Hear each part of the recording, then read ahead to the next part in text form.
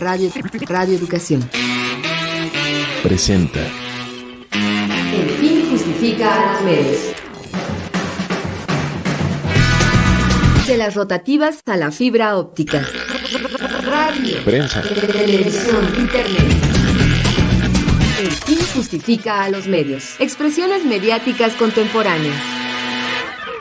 Hola, ¿qué tal, amigas, amigos? Qué bueno que están en sintonía con esta revista radiofónica dedicada a la comunicación. Les saluda Graciela Ramírez a nombre de todo el equipo y en compañía de mi querido José Ángel Domínguez. Y hoy vamos a seguir festejando el Día Mundial de la Radio. José Ángel, ¿cómo estás? Encantado de saludarte, Graciela, a ti y a todas las personas que nos escuchan en El Fin Justifica los Medios. Y sí, efectivamente, celebrando este medio extraordinario que sigue vivo, que sigue pataleando, que sigue hablando y que sigue evolucionando, por supuesto, de muchas maneras. Y muy contento porque una manera de celebrar es lo que haremos en esta emisión del Fin Justifica los Medios, que les presentaremos a todas las amigas y amigos un reportaje en torno a la Cátedra de Estudios Radiofónicos y Audiovisuales que lleva el nombre de Fernando Mejía Barquera y fue inaugurada precisamente el pasado 13 de febrero, el Día Mundial de la Radio, en la Universidad Autónoma de la Ciudad de México. Así es, esta cátedra lleva pues el nombre de un periodista, investigador y académico muy querido por nosotros. Fue comentarista de nuestro programa durante varios años. Y bueno, su compromiso social y humanista fue conocido por todos los colegas, por muchos de sus alumnos y por supuesto, por los radioescuchas de este programa. Y bueno, Fernando Mejía Barquera, ustedes lo saben, falleció el 2 de diciembre de 2023, pero su legado en la investigación de la radio, la docencia y el periodismo, incluso en el tema de la música y del fútbol, ha trascendido y ha sido clave en el fortalecimiento de los medios públicos. También, por supuesto, como cada programa, tendremos para todas y para todos un resumen con las noticias de comunicación más importantes de la semana.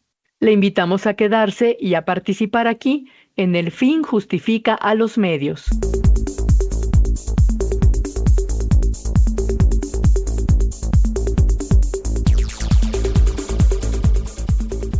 Como siempre, es un placer saludar a todas las personas que nos escuchan al aire por alguna de nuestras frecuencias, a través de nuestras emisoras hermanas, vía internet en cualquier parte del planeta.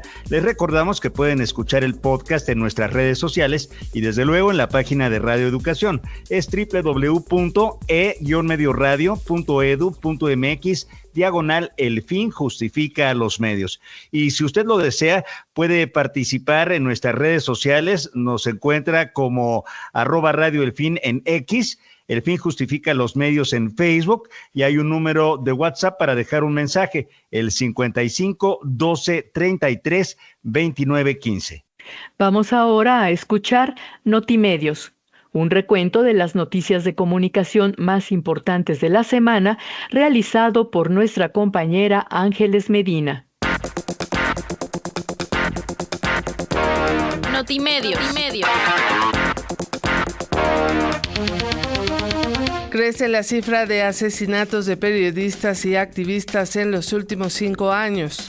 De acuerdo con el informe anual del Mecanismo de Protección para Personas Defensoras de Derechos Humanos y Periodistas, del 2020 al 2024 se recibieron 1.139 solicitudes de protección de comunicadores, activistas y madres buscadoras, pero solo 6 de cada 10 solicitudes fueron aceptadas. Esto llevó a que México concentrara más del 30% de los casos de periodistas desaparecidos a nivel mundial y ocupara el tercer lugar entre los países más peligrosos para este ejercicio, solo detrás de Palestina y Pakistán, zonas en las que existen conflictos armados. Frente a estas cifras, el Comité para la Protección de Periodistas y Amnistía Internacional instaron a México a fortalecer sus mecanismos de protección a periodistas, pues según afirman, son defectuosos y a menudo niegan, debilitan o retiran las medidas de protección. La Fiscalía General de la República obtuvo una sentencia contra Martín N. por el delito de intimidación a una periodista en Chiapas. Esto tras acreditar plenamente su responsabilidad en la comisión del delito de amenazas agravadas. Martín N., quien agredió de manera digital a una periodista a través de redes sociales, obtuvo una pena de 3 meses de prisión y de servicio comunitario, además de una multa para la reparación integral del daño a la víctima. Periodistas de la Huasteca Potosina presentaron una queja en el Congreso del Estado contra la diputada Roxana Hernández Ramírez del Partido Verde Ecologista de México por referirse a ellos de manera peyorativa en un mensaje que les envió por error previo a una entrevista.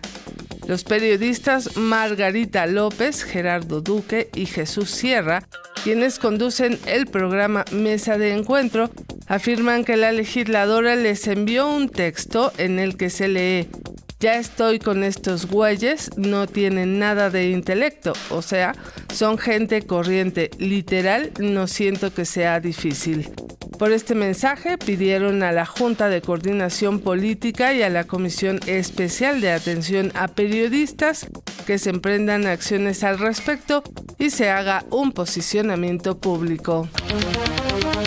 En 2024, la radio pública en la Ciudad de México rompió récord al alcanzar más de 10 millones de audiencia, 2.67% más que la registrada en 2023. Esto según datos de las 15 emisoras públicas que brindan cobertura a la región del Valle de México y que fueron recabados por la firma de mediciones INRA.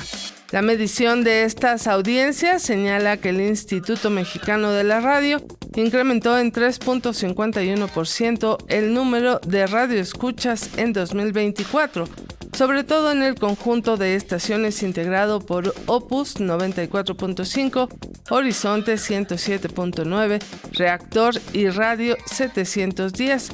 Sin embargo, disminuyó la audiencia de estaciones como La B Grande, Radio Ciudadana y Tropicalísima.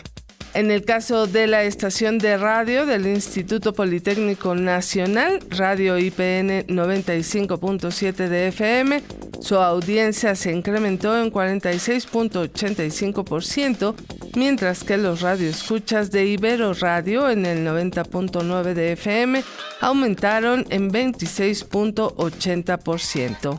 En cifras negativas se ubica a Radio Educación con una caída de 22.61% en sus audiencias, seguida por Radio UNAM con una pérdida de 10.76% de sus escuchas y UAM Radio con 2.95% menos oyentes.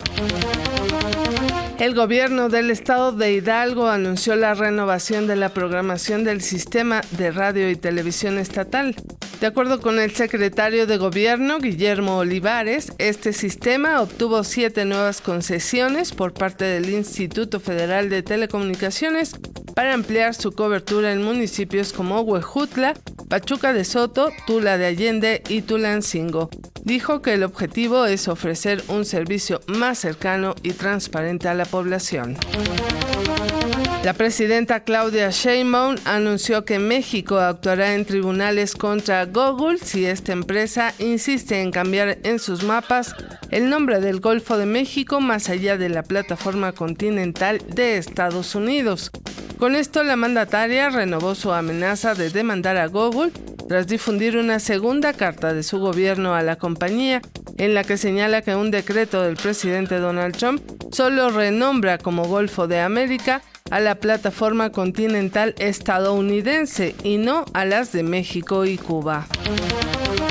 Y en noticias internacionales, el presidente de Estados Unidos, Donald Trump, ordenó el veto a integrantes de la agencia AP por no ajustarse a su decisión de renombrar el Golfo de México como Golfo de América. En respuesta a ello, la agencia Reuters rechazó el veto impuesto por la Casa Blanca a los medios de comunicación, pues destacó que las y los periodistas deben ser libres para informar de las noticias de forma fiable, independiente y sin acoso ni daño, estén donde estén, incluido Estados Unidos. Hasta aquí las noticias de comunicación más importantes en esta semana. Le invitamos a que consulten la sección completa en nuestras redes sociales. Ojalá y usted tenga la oportunidad de atender la invitación que le hacemos a escuchar Notimedios y permanecer informado en torno a este universo de la comunicación que es vertiginoso, que cambia constantemente y que hay que estar cotejándolo, hay que estar checando los datos, porque hay mucha noticia, mucha información y muchas de ellas desgraciadamente no son verdad, están hechas a propósito para crear opinión, para contrarrestar puntos de vista, en fin, la comunicación es importantísima en el mundo contemporáneo, así que les recuerdo las maneras de participar en El Fin Justifica los Medios. En la red social X nos encuentra como @Radio El Fin, en Facebook estamos como El Fin Justifica los Medios y hay un número de WhatsApp al cual puede dejar un mensaje que después se entrega a la producción y es el 55 12 33 29 15. Y por supuesto la producción escucha todos y cada uno de estos mensajes, mi querida Graciela. Así es, José Ángel, y nos da muchísimo gusto contar con la participación de nuestros radioescuchas. Y bueno, hoy les vamos a invitar a que participen de este pues homenaje que se le rindió a Fernando Mejía Barquera con la inauguración de esta cátedra en la Universidad de la Ciudad de México. Vamos a escuchar a continuación. El reportaje.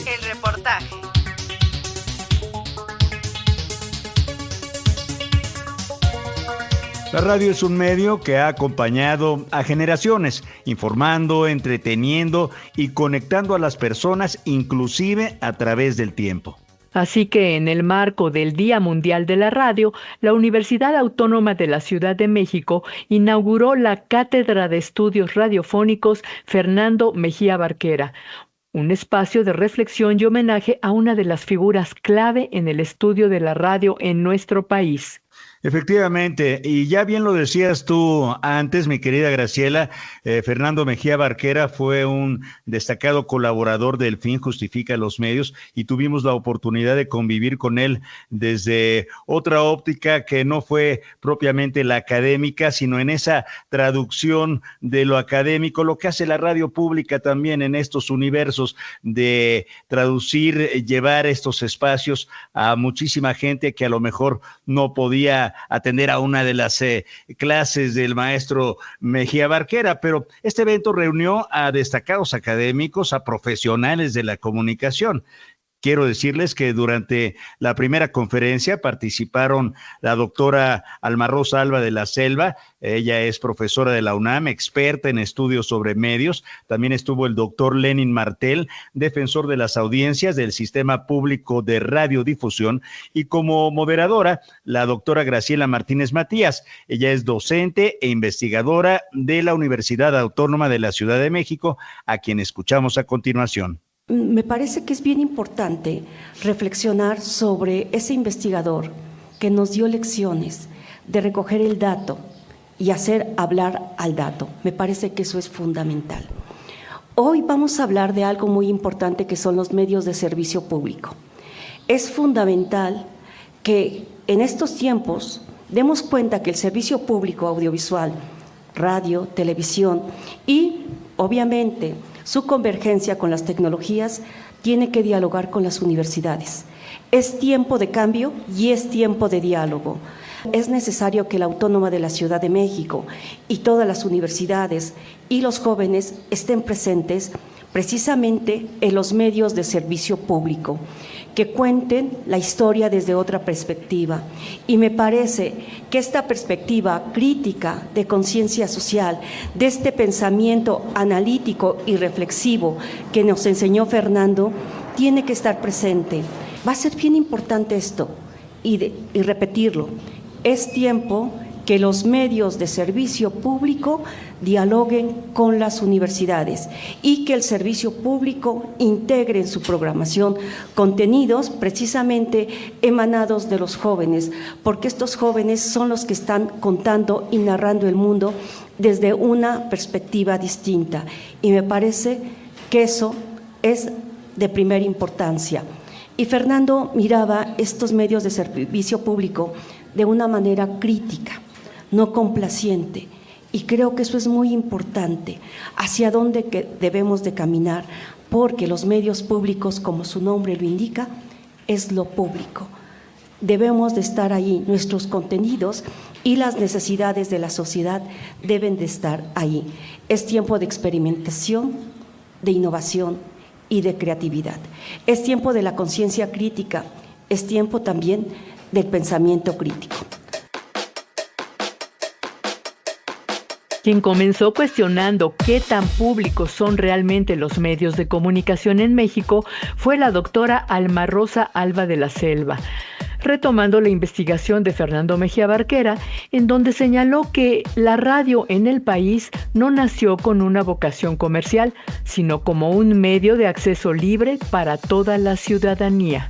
Así fue al principio y sin embargo, no obstante, con el paso del tiempo, gracias a factores políticos, a factores económicos, pues se limitó la existencia, el impacto de lo que llamamos la radio en nuestro país. Escuche usted. La radio, a la cual el profesor Granados Chapa le llamaba la gran desconocida de los medios, porque casi no había investigaciones sobre radio. Entonces, bueno, pues Fernando comenzó su tesis de licenciatura y pues fue exhaustivo en su estudio, en su búsqueda de documentos inéditos y pues indagó en archivos del gobierno federal, de la Secretaría de Comunicaciones y Transportes, de la Cámara Gremial y recuperó datos sobre los orígenes de la radio en México y sobre la televisión también. Esos textos, pues muchos de nosotros los hemos aprovechado como de texto para las asignaturas que impartimos, porque pues hacen ver, no me voy a extender ya porque queda mucho por recordar aquí de Fernando Mejía, ¿verdad? Nos hacen ver, yo diría, que la radio en México no nació comercial. Ese fue uno de los grandes hallazgos de la investigación sobre los orígenes de la radio en México de Fernando. La radio en México no nació comercial, ni era su destino, como tampoco el de la televisión, y por extensión diríamos los medios contemporáneos. Nacieron plurales, bueno, la radio nació plural, con emisoras como la emisora de la Secretaría de Guerra y Marina, que transmitió desde el Polo Norte, en su hallazgo de esas regiones desconocidas, y que estaba escuchando con dificultad, pero sí escuchando las ondas largas de la estación de la Secretaría de Guerra y Marina. Los radiófilos, sus investigaciones, eran profesores de lo que hoy es el Instituto Politécnico Nacional y eran estudiosos de ingeniería y de física, y ellos son autores de la primera emisión radiofónica en México. Y luego, bastante después, vino la XCW y Emilio Azcárraga y su dinastía. Y entonces, abreviando, la radio en México no nació comercial, nació plural, y esto lo acreditó Fernando Mejía Barquera. En 2013 y 2014, durante el sexenio de Enrique Peña Nieto, se aprobaron una serie de reformas en materia de telecomunicaciones y radiodifusión. Habría que recordar que se creó el Sistema Público de Radiodifusión del Estado mexicano. Se declaró también que la radio y la televisión son servicios públicos de interés general. Esto es muy importante. Y no obstante, en la práctica, este tipo de medios pues siguen en desventaja frente a los grandes grupos comerciales y a los llamados gigantes tecnológicos. Está comenzando a ser ya una revolución diferente de aquella que vimos hablando de medios digitales a los inicios del siglo XXI, con las redes sociodigitales, o más atrás, en los años 90, con el surgimiento de la red de redes de Internet. Pues bien, esta revolución se está desplegando con cierta velocidad ya. Y entonces, uno de sus desarrollos más importantes, bueno, ustedes saben, la inteligencia artificial ya llegó. Ya estamos hasta con un chat GPT, ¿verdad?, de origen chino, ¿no? ¿Qué pasa en el campo de Internet? Que está muy asociado, totalmente vinculado al desarrollo de la inteligencia artificial, pues que está ingresando a una nueva etapa que Vansen Mosco llamó post-Internet. ¿Y en qué consiste el post-Internet? Se preguntarán ustedes. Pues está integrado de 4 componentes. El primero de ellos es el Internet de las cosas o Internet of Things, el famoso IoT, que consiste en que artefactos de todo tipo estarán conectados a la red, ya están siendo conectados porque ya existen los pioneros de toda esa parafernalia de cosas, del Internet de las cosas.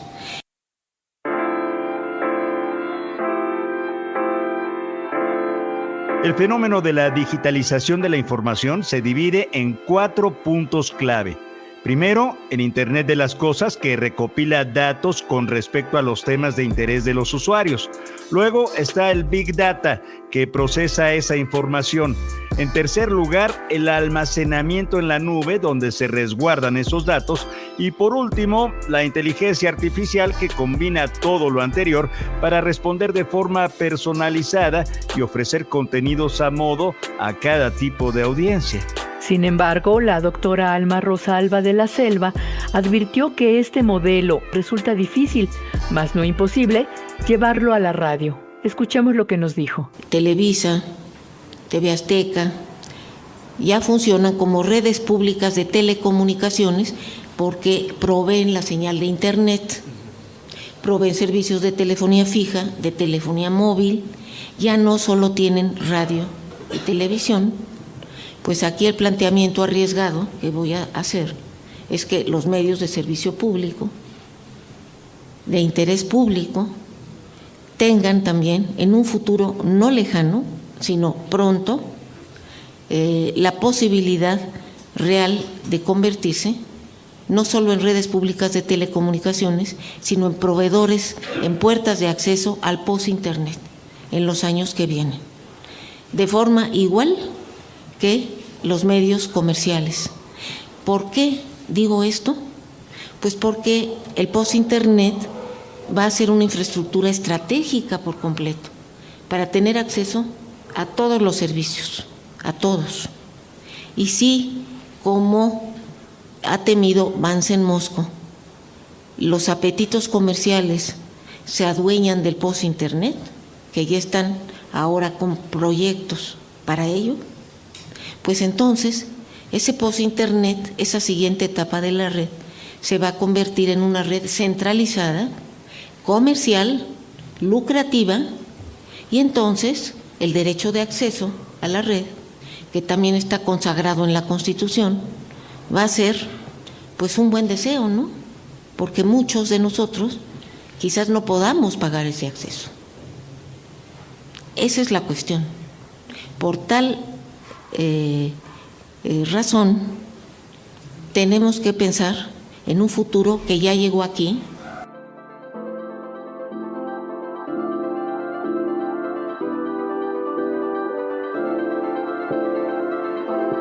Por su parte, el doctor Lenin Martel, en su oportunidad, puso sobre la mesa la necesidad de que comunicadores, periodistas y productores adopten una actitud que cuestione y que sea crítica frente a la creación de contenidos. Según él, es fundamental establecer procesos de prueba y error que permitan no solo innovar, sino también garantizar que los derechos de las audiencias sean protegidos. Además, enfatizó en la importancia de comprender la realidad mexicana, a la que describió como una nación cambiante y en desarrollo.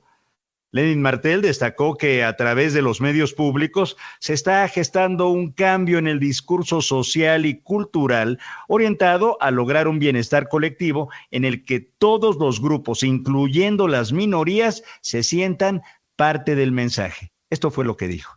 Anteriormente, estos medios estatales que como Radio Educación mismo, que querían tener esta vocación o pretendían tener esta vocación de servicio público, y otras excepciones en el cuadrante, por ejemplo, hablando de radio, y por ahí uno que otro ejemplo en televisión, pues era importante lo que cotidianamente se hacían muchos productores en sus emisiones.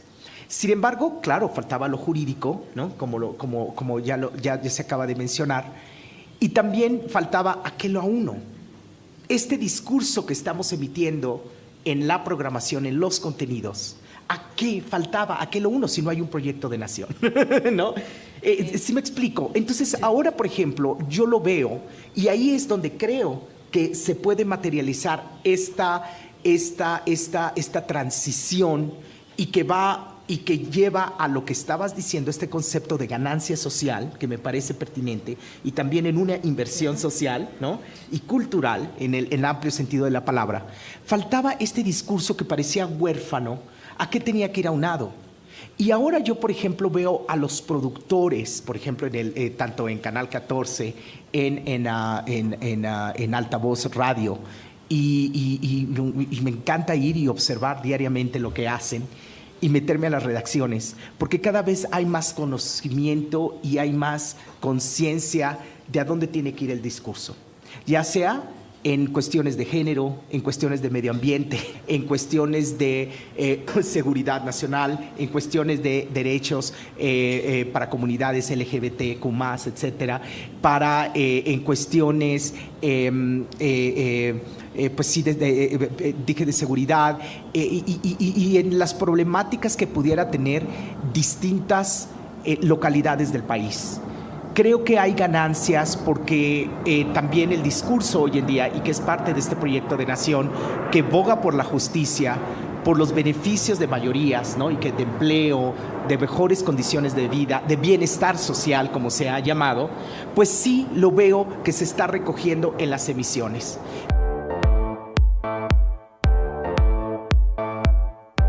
Durante esta primera conferencia, justamente se abordó la falta de conocimiento sobre las necesidades de las audiencias, la brecha entre el contenido que reciben las nuevas generaciones y el de quienes llevan más tiempo sintonizando la radio, así como la urgencia de impulsar nuevos talentos.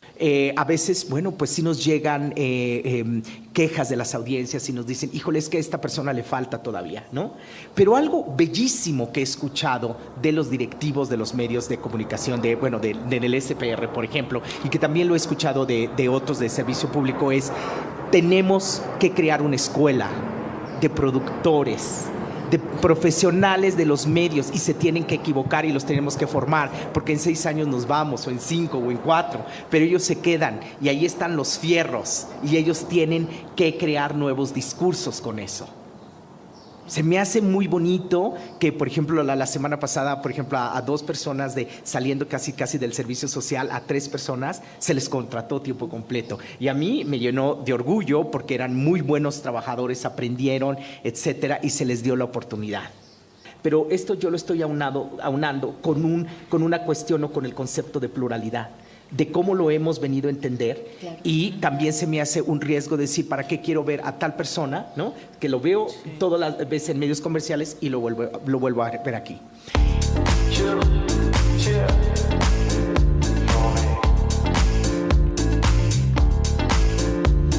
Estamos escuchando un reportaje en torno a la inauguración de la Cátedra de Estudios Radiofónicos y Audiovisuales, que lleva el nombre de Fernando Mejía Barquera. Esto se dio en la Universidad Autónoma de la Ciudad de México y es una especie de homenaje que hacemos para celebrar a la radio y a uno de los colaboradores más queridos de este espacio. Ojalá y usted se ponga en contacto con nosotros. Entra en comunicación mandando un correo a elfinjustifica@yahoo.com.mx. Y por supuesto, a través de Facebook nos encuentras como El Fin Justifica a los Medios y en Twitter como @radioelfin. Haz tuyo este espacio dedicado a la comunicación.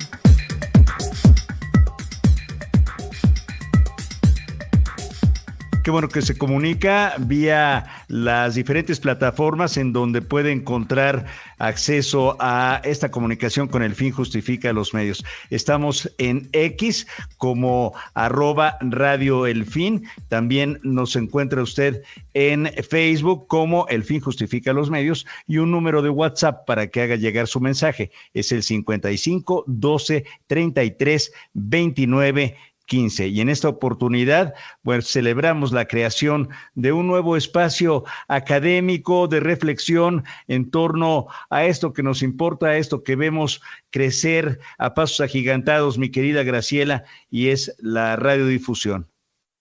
Así es, José Ángel, la radio, que es nuestra pasión y que pues se comunica con mucha gente que todavía escucha la radio, por supuesto, muchas veces ya no al aire, sino a través de redes sociales o de plataformas de internet. Pero bueno, como hemos escuchado, la radio es un medio que enfrenta varios retos actualmente, no solo tecnológicos y de disminución de sus audiencias, sino también de percepción. Sí, efectivamente, es un fenómeno complejo el de la radio, pero a mí me gustaría pensar también en este otro fenómeno, y es que a la radio, no la podemos concebir sin otra maravilla del arte humano, que es la música. Siempre han ido de la mano, desde sus primeras transmisiones hasta la era digital. La radio ha sido clave para descubrir nuevos sonidos, para disfrutar con ellos, encontrar nuevos géneros, artistas, conectando a generaciones, no solo en el presente, sino a través del tiempo, a través del sonido. Pues esto lo mencionó el maestro Luis Carrasco García, quien moderó la segunda mesa de esta cátedra en homenaje al investigador de la radio, Fernando Mejía Barquera. Escuchemos. La radio no la podemos concebir sin la música. Creo que la música, la radio, de sus inicios lo ha acompañado dos géneros principalmente: la música y la influencia de la literatura en los radioteatros. Creo que desde un principio la radio ha estado acompañada en los dos y ha estado a lo largo de la historia de los más de 100 años que tiene la radio en México. Y la música es fundamental, porque a partir también de la música muchos saltaron al cine, en la época de oro del cine mexicano, pero al revés. Cantantes, gente de cine también, en buena medida fue apoyada a través de la radio. Y la radio no la podemos concebir sin la música. La música, como sabemos, forma parte de nuestro imaginario. La música evoca sentimientos, emociones, nos recuerda lugares, paisajes, personas, en fin. Y es muy rica la música que hay en México por todas las influencias que ha habido. Recordemos que en la época de oro había mucha influencia de países como Cuba, como de Latinoamérica, música venía también incluso de Europa.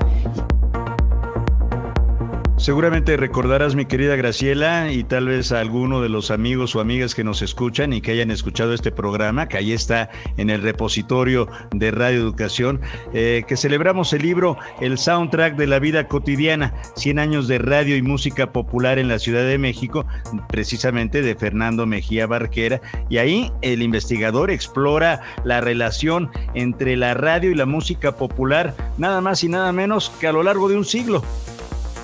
Así es, y bueno, en este trabajo nos mostró cómo la radio no solo transmitió canciones, sino que también construyó memorias, identidad y cultura sonora entre los mexicanos. Y sobre esto precisamente nos compartió un poco la doctora Virginia Medina, de la Facultad de Ciencias Políticas y Sociales de la UNAM. Y en esta forma de esa relación social, en la que se basa también la hipótesis del origen de la música, según la cual la música es una especie de engrudo o pegamento social entre las personas, donde se crean vínculos a través de una melodía o canción. Quien haya estado en un partido de fútbol o fuera del país con un grupo de nostálgicos mexicanos no podrá resistirse a cantar a coro Cielito Lindo. Esa es la magia de la música, ¿no? Une a los pueblos, ese engrudo, ¿no? Y el soundtrack de la vida cotidiana, en esta obra, el escritor, investigador, periodista, nos ilustra con vastísimos episodios para entender la importancia de la relación música-radio, donde tenemos que usar la imaginación y reproducir momentos de nuestra historia matria, de nuestra educación sentimental, como cuando las familias se reunían para disfrutar de sus programas favoritos y escuchaban complacidos en la XCB de la compañía cigarrera El Buen Tono, en aquel edificio que todavía existe de la Lotería Nacional.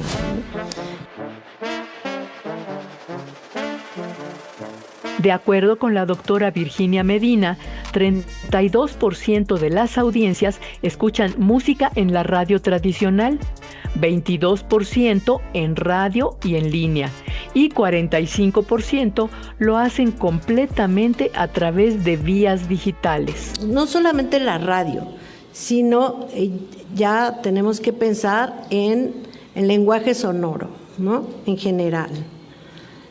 Por ejemplo, la BBC de Londres ya no tiene el radio, tiene sounds, ¿no? Entonces, hay que pensar en todo eso.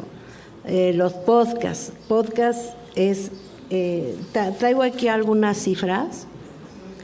Bueno, además los libros que hemos hecho, es muy importante destacar que las fortalezas tradicionales de la radio, transportabilidad, facilidad de acceso, transmisión en tiempo real, integración con la comunidad, empatía con los comunicadores radiales, estándares periodísticos y programación creativa, no han disminuido con las nuevas formas de consumo, donde el consumo se da a través de la coexistencia de plataformas digitales con los medios tradicionales de manera natural en la vida de las personas que escuchamos formatos de audio, consumimos diversos contenidos dependiendo de su relevancia y conveniencia a lo largo del día.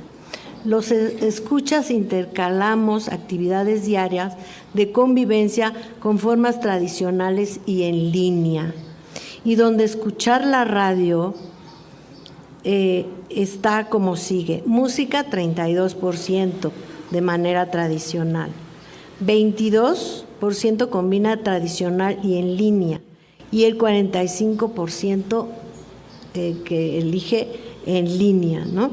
Entonces, a la pregunta ¿qué contenido de audio escucha generalmente en el automóvil? No hay que olvidar, ¿no? Estamos atrapados en el tránsito y estamos atrapados por la radio, ¿no?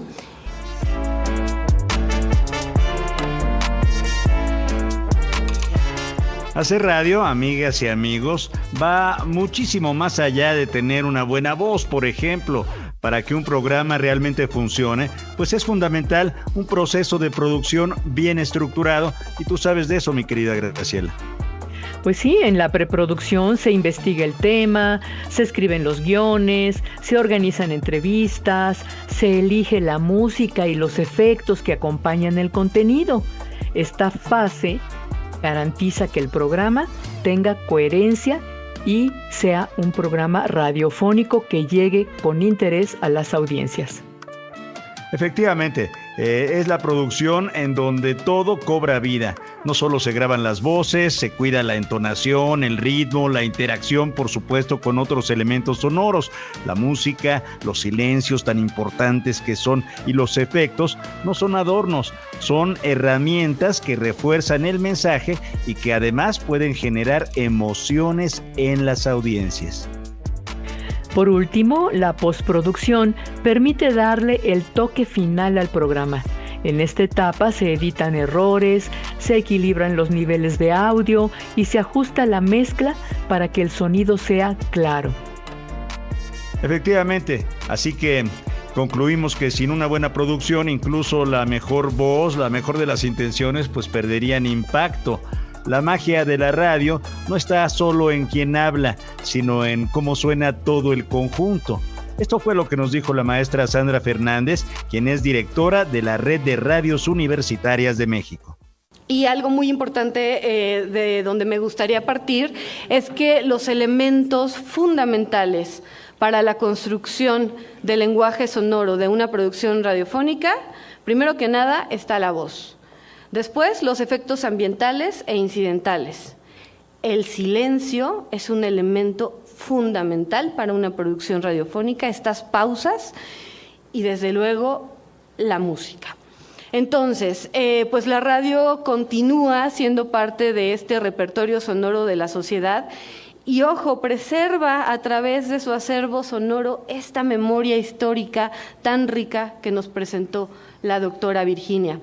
Y justo la experimentación es menester de la radio pública, de la radio en general, que nos incluya las radios universitarias, sociales, comunitarias, indígenas. La radio también ayuda a coadyuvar en temas de relevancia social y pues justo es una expresión cultural que no debemos de olvidar. Igualmente, para tener una buena programación, hay algunos puntos clave que se mencionaron en esta cátedra.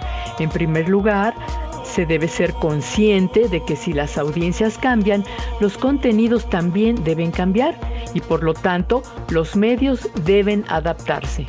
Por ello es vital investigar a fondo los hábitos de consumo de la audiencia y no asumir que los gustos de unos cuantos pues son los gustos de todos. No obstante, de acuerdo con Sandra Fernández, también es necesario enfocarse en una audiencia meta, no en todas las audiencias, centrarse en un estilo y no en varios.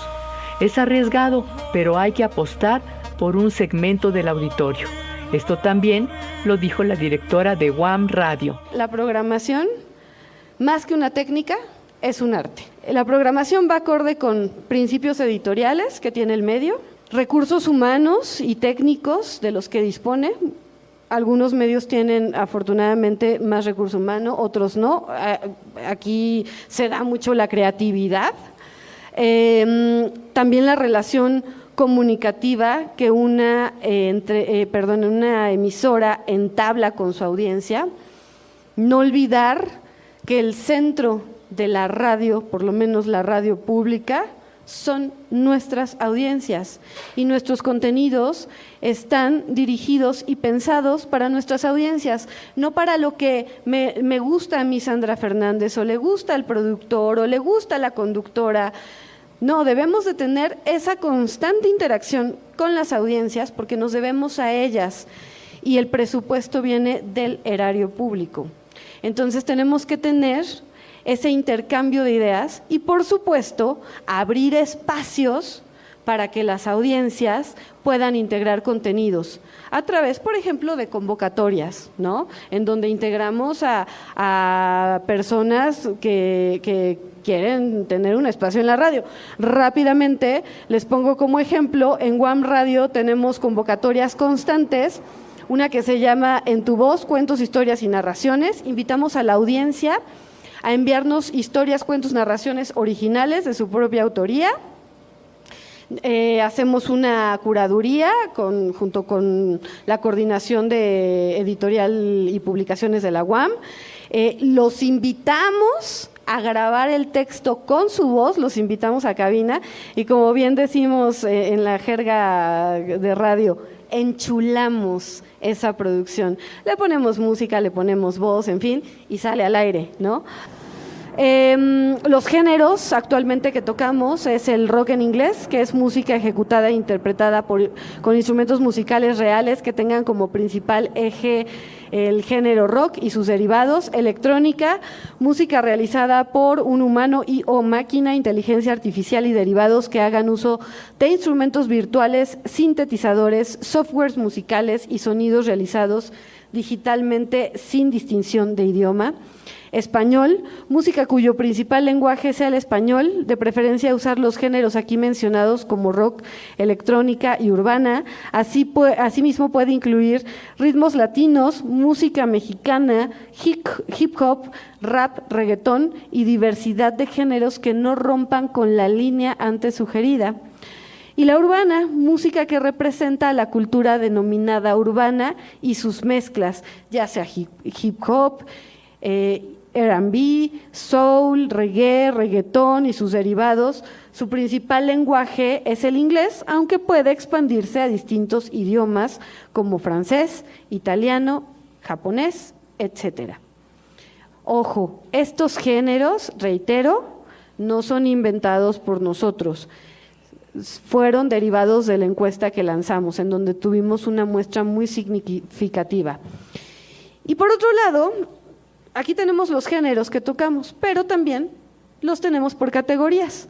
Tenemos estrenos, que debe de ser música no mayor a 6 meses de su publicación, pero también tenemos novedades, que es de 6 meses a 1 año de su publicación, contemporánea, de 1 año a 5 años de su publicación, de catálogo, de 5 a 10 años de su publicación, clásico, de 10 años hacia atrás de su publicación, independiente, solistas o grupos que han participado en la convocatoria de Tu Música en la Radio y o anexas generados por la estación.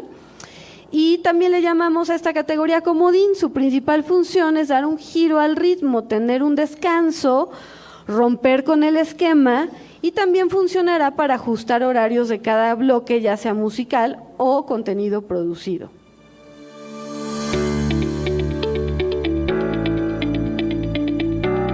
Para concluir, los invitamos a escuchar nuevamente a Sandra Fernández en torno a la eterna pelea entre la radio pública y la radio privada, amigas y amigos. ¿Por qué la radio pública está peleado con la forma de programar de la radio privada? Bueno, pues estamos peleados porque pues se dedican a hacer payola musical, a los 40 principales, a ponderar la música de moda. Ok, perfecto.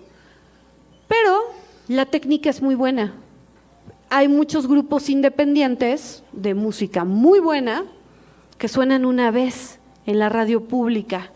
Entonces, tratemos de copiar esta estrategia, pero con las bandas emergentes, independientes, con el talento mexicano.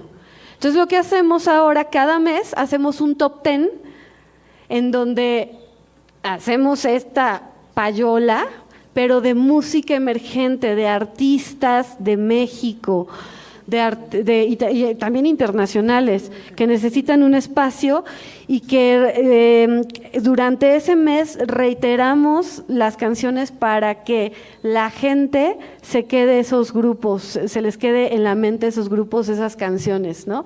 Entonces, pues no es malo, ¿no? De pronto adoptar algunas estrategias en el sentido del beneficio de estas bandas independientes que tienen, pues, gran talento.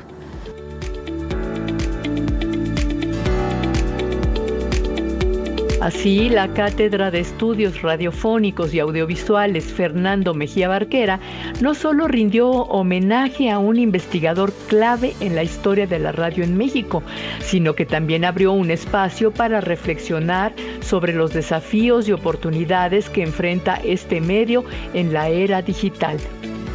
Las voces de estos especialistas nos recordaron que la radio sigue siendo un pilar de la comunicación, de la identidad, de la cultura, pero que su permanencia depende de su capacidad de adaptación a nuevas audiencias y a nuevas tecnologías. ¿O ustedes qué opinan, amigas y amigos?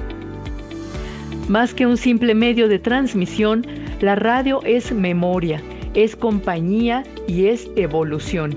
Y mientras existan quienes cuestionen, innoven y apuesten por su futuro, seguirá vigente, como lo ha hecho durante más de un siglo.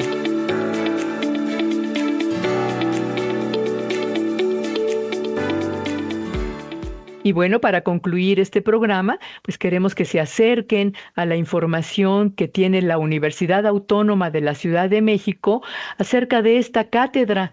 Será muy interesante que varios alumnos se interesen por esta especialidad y que vayan adquiriendo una mayor información sobre la radio, un medio que todavía tiene mucho que dar. También les queremos invitar a que consulten los libros de Fernando Mejía Barquera. Él escribió también durante mucho tiempo en Milenio Diario, en su columna que se llamaba Cambio de Frecuencia, donde daba información muy puntual y de actualidad, con datos muy concretos sobre lo que era la radio, incluso a veces también de la televisión.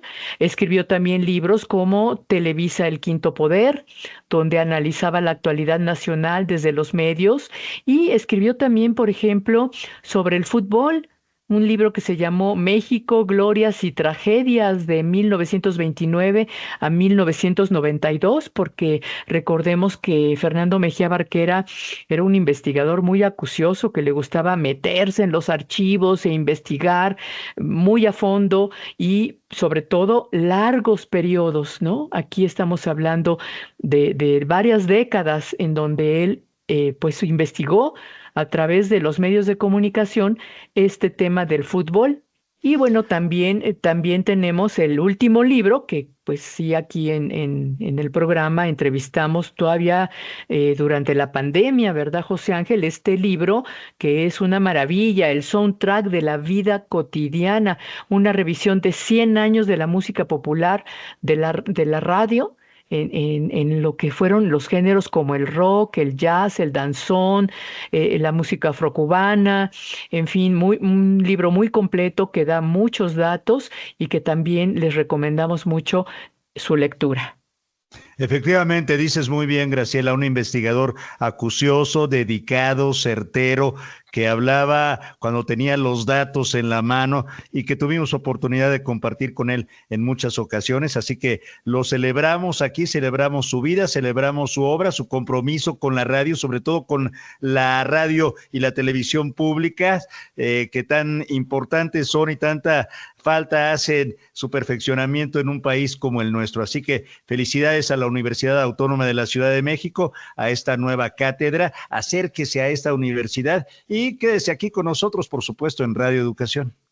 Y por supuesto también hay que destacar la labor docente de Fernando, ¿verdad? Yo recuerdo a Fernando llegando a Radio Educación a preguntar cosas a los técnicos de la emisora, a los técnicos de estudio y de transmisión sobre detalles técnicos, porque él quería enseñarle esto a sus alumnos, no solamente la parte teórica, no solamente la cuestión de la creación de los contenidos, sino también la parte de los fierros, ¿no?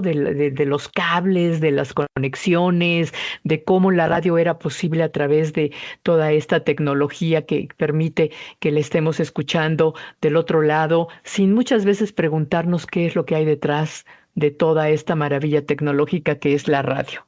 Efectivamente, mi querida Graciela, pues honor a quien honor merece, a Fernando Mejía Barquera. Celebramos esta iniciativa de la Universidad Autónoma de la Ciudad de México y esperamos que le haya interesado esta recopilación, esta charla que inaugura esta cátedra con los especialistas que trajimos hasta usted a través de El Fin Justifica los Medios.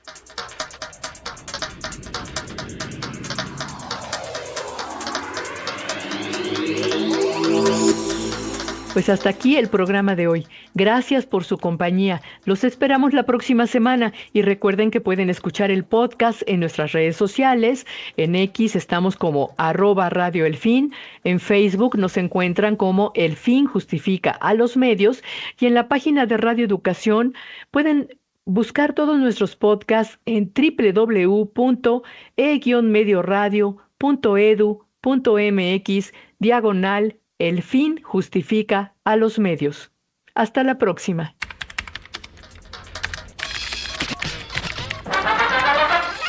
Radio Educación presentó El Fin Justifica a los Medios. Expresiones mediáticas contemporáneas. El Fin Justifica a los Medios. Trabajamos en esta emisión del Fin Justifica los Medios, Guillermo Lagarda, Alexia Cervantes, Karen Sanabria, Jimena González, Leonardo Vivas, Natalia Acevedo, Ángeles Medina y José Ángel Domínguez, en una producción de Graciela Ramírez para Radio Educación.